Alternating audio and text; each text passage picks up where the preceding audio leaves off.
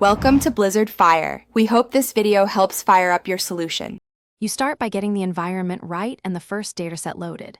Open Excel, enable Analysis Tool Pack, and import your CSV via data from text/CSV. Once done, inspect headers and convert the import range to a table. This lets you reference columns reliably and auto-extend formulas. Make sure to set consistent data types, dates, numbers, text, so calculations behave.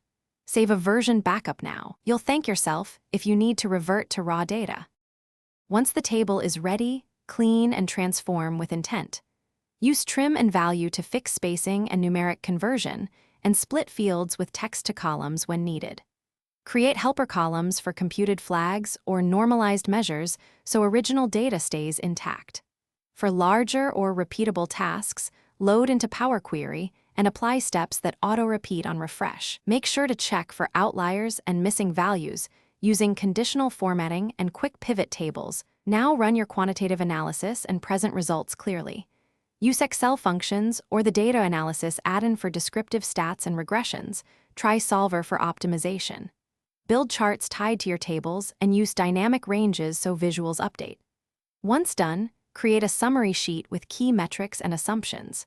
If calculations look wrong, first check data types, then inspect helper columns and named ranges. Rerun Power Query steps or refresh links to fix source mismatches.